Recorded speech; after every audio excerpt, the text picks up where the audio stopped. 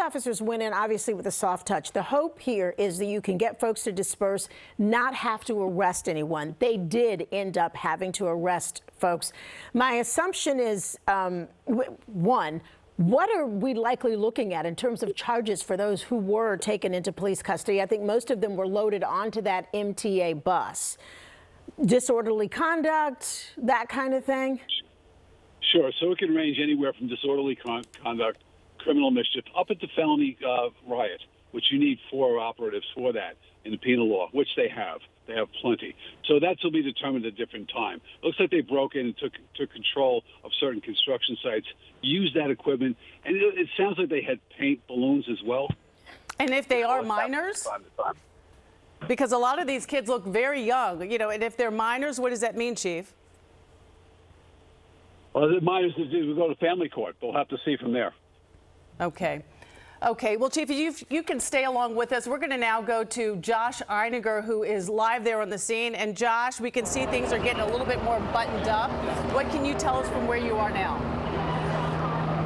Yeah, things are, well, you can see a shot of some trash here in the street and a guy sitting on the, you know, looking kind of shell-shocked, just a random civilian who's here.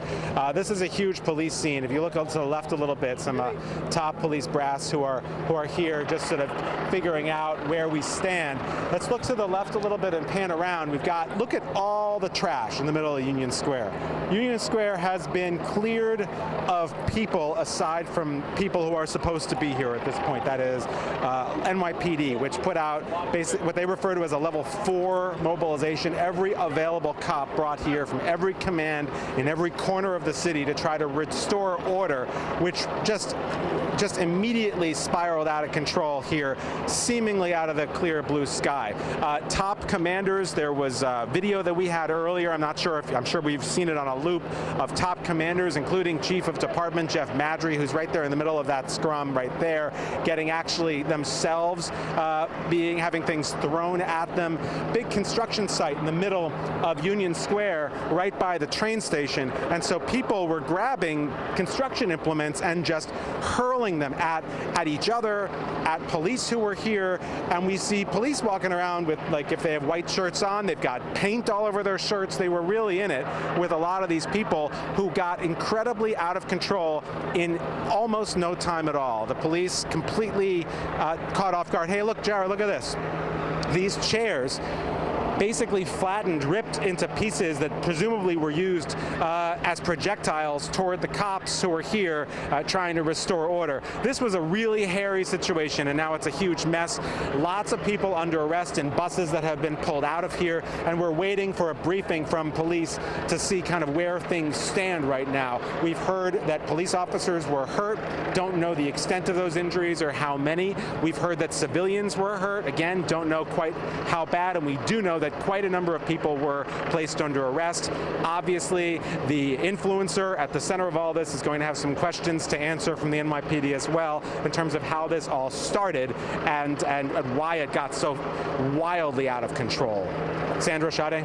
Josh, quick question for you. Chief Boyce mentioned that even though you have managed to disperse most of that crowd from Union Square, he said that when you deal with a situation like this, sometimes you have to follow that group of young people, especially, to make sure that they don't cause trouble somewhere else. Any evidence of that?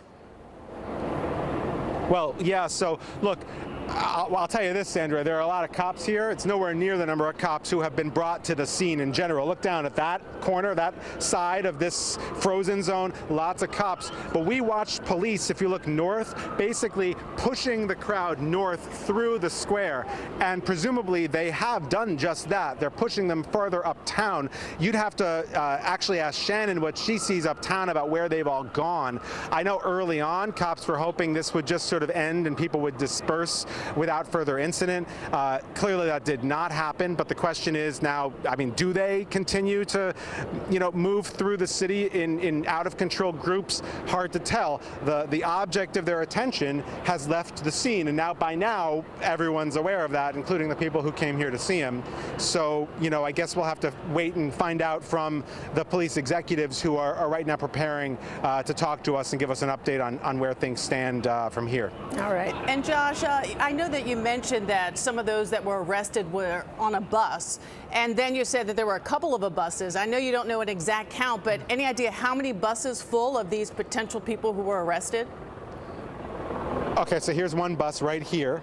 It's still sitting here. They have some people under arrest up there. I see, I don't know, it's going to be a really long throw, but there's the yellow back of another bus down about a block and a half down. That would be what, 5th Avenue?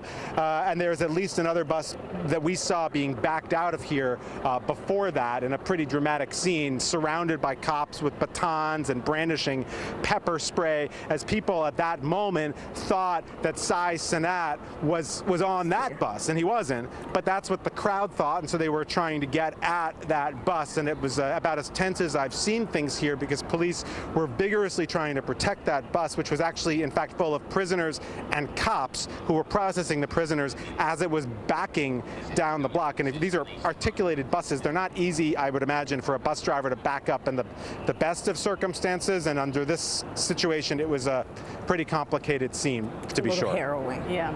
Well, Josh, we're also hearing that they are going to have a press conference at 5:30 at 14th and Broadway, so I'm sure you're going to be standing by there to check that out. But Josh, let me ask you this. I know that there are a lot of businesses in that area. Have you had an opportunity to speak with any of them? What was it like for them? And I'm sure it was a pretty scary scene.